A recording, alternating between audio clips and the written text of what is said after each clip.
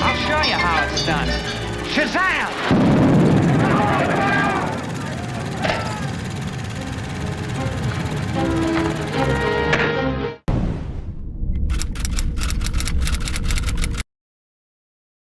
Hey guys, how you doing? Welcome back to Underdeveloped. Here we cover everything movies, television, and other entertainment.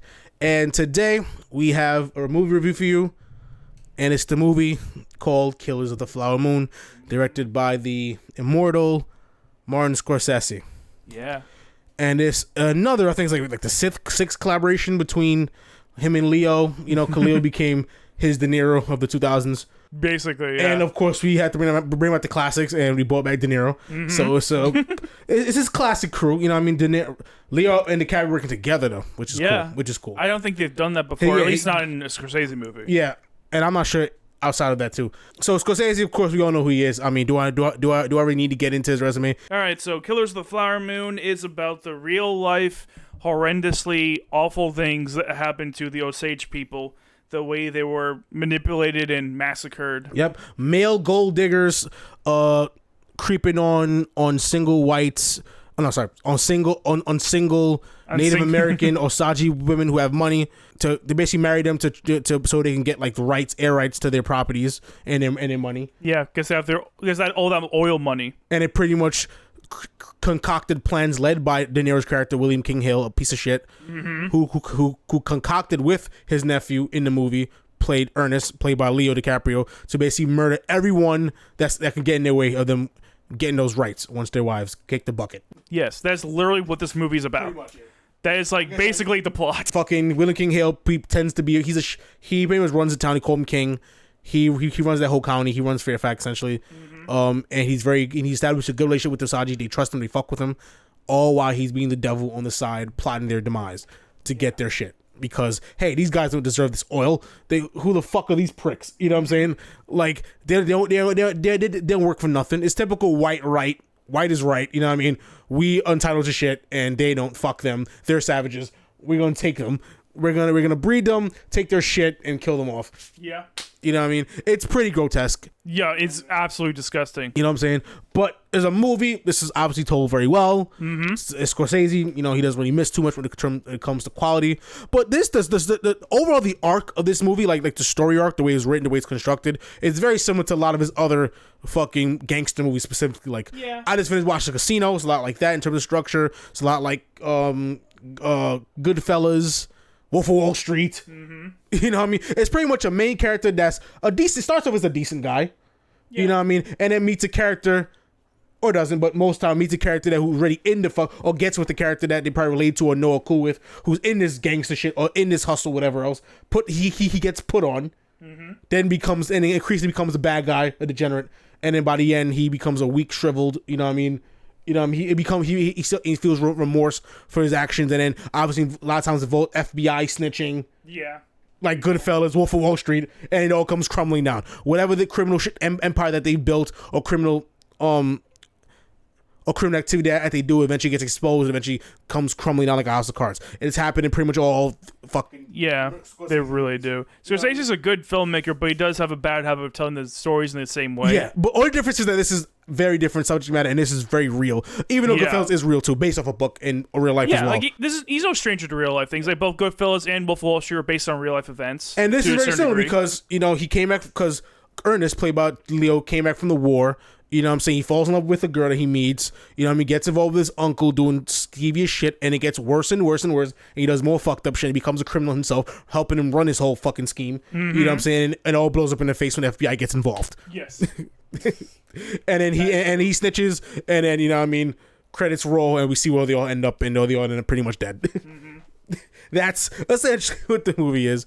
But yeah, watching this was very hard. It's very grotesque. Seeing the manipulation, it can literally make you hate white people even more. You know what I mean? Because this happened in Oklahoma, and another thing happened in Oklahoma that's very similar to the Osage murders was the downfall of Tesla, the Tulsa riots, which was basically the Black Wall Street. Black people were thriving, and white people couldn't handle that, so they came up in a place and killed a lot of people and started a whole bunch of shit, lit fires, burned down buildings, and it was horrible. Yeah, and they even made reference to that in the movie. This was a lot more systematic. You know, they thought they'd get away with it. They thought it was put off like very you know what I mean, very well thought out, very calculated murders that wouldn't get back to them. But when you rack up like 60 bodies, you know what I mean, like, you know, Yeah. people gonna fucking know. It's an easy drawing to be made, you know what I mean? Yeah. And no one, and these fucked up things about this, these murders never went solved. You know what I'm saying? And fucking like they weren't, and they showed them too, like they just would never looked into. Yeah. You know what I'm saying? Like treating these people like they aren't people, you know what I mean? Because they're Indians, you know, it's not a way of life. Like these are beautiful, innocent people, and you have the devil coming here, just like the Garden of Eden, and corrupt these motherfuckers. We're not corrupting them, just because they still remain pure, but they're taking advantage of them. They are. And killing them off just to take their fucking land with oil. And what's worse about it is that they take advantage of them in other ways too. 'Cause Yeah, marry them. Yeah, well, no, I don't even mean this. I mean like in ways we haven't talked about yet. Like for example, that one guy, the alcoholic guy, who was like, who was depressed Goated him.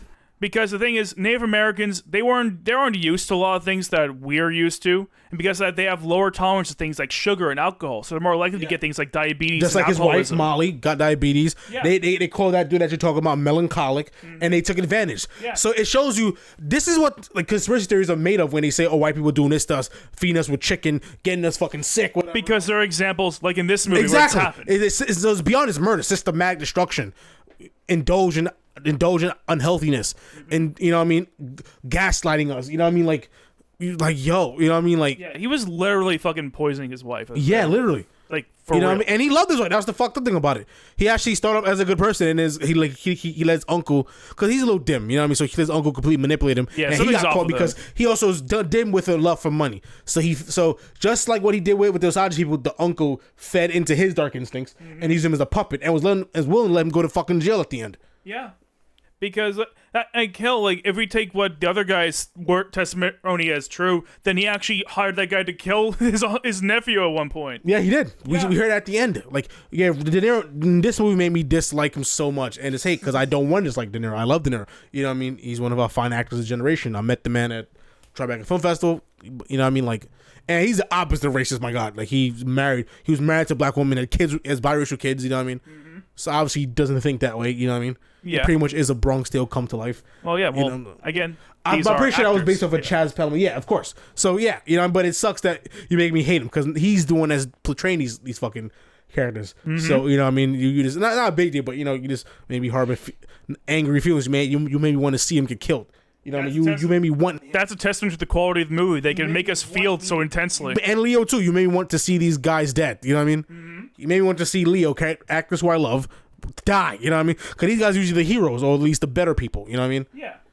You know what I mean? But yeah, They're now like, Leo stripped the this villains. is the most despicable role either of them has accepted. Oh, and Leo did Django, and he was a dick in Django. But he was funny and fun. And That's a difference. He's like a cartoonishly over the top kind of dick. This is a real insidious kind of dick that does not need to exist. it just gets you mad because it makes you feel, oh, this is what they doing to us, trying to oppress us. This kind of shit that's gonna start riots, my nigga. Because what they doing to these Indians is what they doing to us, dehumanization. You know what I mean? Thinking they old shit, thinking they have like these rights. You know what I mean? They're entitled to everything. And who are you to get it? So I'm gonna take it from you. That colonial mindset. And these people, like the white people, and especially in this movie, they use their religion, they use the Christianity to justify their evil. But they use religion, Native Americans, as worship, as appreciation. Yeah. Two different fucking ways of looking at religion. And people, and these fucking so-called religious white people, they want to use it as opportunity to play God themselves. They do. And it comes across in this movie. You know what I mean? This movie did a good job getting you angry and informing you about what's going on and how they did it. They drew out the whole game plan. This is what we put you on the game to how these people manipulate and use and systematically destroys you. You know what I mean? Yeah. And not even just how they systematically destroy other people, also how they systematically destroy each other. Yeah. Because then the day... Because they got fucking greedy. Yeah, because then they're all greedy, and they're like, no, we want you out of here, because you're gonna fucking sit. You're all liabilities. I don't want you here. I don't want all the money for myself. Yep. Because it really goes to show all this bigotry and hatred. It goes to hurt everyone. And that goes to a lot of Scorsese movies too in terms of characters. They always have this kind of thing where they bite off more than they can chew, and then they get caught, which is fair enough, very fair in most gangster movies in general. Yeah, it's a very common trope in the whole thing, a very realistic one. It happens. But trope nonetheless. You know what I mean? But fair enough. I love all those movies I mentioned that Scorsese did. So if it's like these movies, I'm cool with it. You know, so why not? But the subject matter is a little too serious for me to enjoy it. Like, this is not a movie I want to see again. This really pissed me off. Yeah, no. But the bloated length of this movie really sealed in, like, it made me feel like I was transported for a long time. I was really immersed in this world. That's also the beauty of long films. You know what I mean? It's more fatigue, but it takes its time to draw you into the world and to build everything and get you invested. Yeah. While like hour and change movies kind of just one and done sometimes. You know what I mean? Yeah. Kind of comes in. And honestly, for such a long film, I thought it was well paced. I didn't really feel like by the time I was done with it, I really didn't feel like a lot of my time was wasted. Because like with The Irishman, I felt like there was certain entire sections of that movie where I felt like it could have been cut. That you did waste my time a bit. But in this one, I really didn't feel that. No time was wasted. This movie felt long, but it didn't. At least it felt long, but it didn't feel long a way where I was like, let's get me out of here. Yeah. It felt long way. It didn't feel like it was wasting my time. I felt I went away for a long time and I came back to reality, which what movie's supposed to do was to transport you into their world for like a long time, and then when you come out, you're like, I feel like I've been through the ringer. You know what I mean? Yeah. And boy, did this movie take us to the fucking ringer. It takes you to the fucking ringer, and everything comes to a head. You know what I'm saying? Mm-hmm. You know, yeah. And they did an interesting thing because most biopics they kind of just show you little images and titles and like little subs of like what happened, but they actually did this kind of performance piece where the FBI kind of drew out the whole thing. Yeah. And they drew the whole like performance piece on the stage where they kind of tell you where they use that as a tool to fill you in on what happened post. It was like hearing a radio play, but actually seeing them play it out. It was kind of weird, but I liked it. Yeah, interesting. You know, where Martin Scorsese himself had like a little cameo at the very end. Yeah. This movie definitely is good. You know what I mean? Definitely. Yeah. So for this movie, I'll say 90 to 91. You know what I mean? Solid, very solid. Definitely a contender for my top 10 this year. Honestly, I'm just going to go with the fucking critic score, give it a 93. might call me a little lazy, but I feel like this movie deserves it because like it managed to establish such a long, intense reaction to it. Because throughout this entire movie, I was just sick and disgusted for maybe like for the last 3 hours of this 3.5 hour movie. I was so fucking disgusted of everything I've seen, and I feel that disgust even thinking about it now. The fact that a movie can have such an impact on me.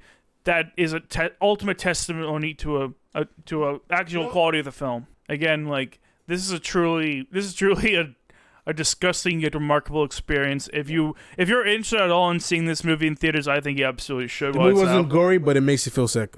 Exactly. It's brutal. I've seen some of the goriest, most what the fuck movies out there, and none of them made me feel as disgusted as this movie has. It's brutal, but yeah, support this movie. This movie's a very good movie, and it's informative, and it tells you, it breaks down the whole hustle to you, man. Yeah, because I knew nothing about the story going in. It breaks down systematic manipulation. You know what I mean? Yeah. Like, yeah, and it reps the Native American people. Yeah, you know what I mean? A lot of Native American actors. You know, but they did. They got a whole and in a bunch way, it kind of gave this movie justice for all those people who were slain and were given no kind of like care or second glance before their stories were forgotten. Now they're being told. Yep.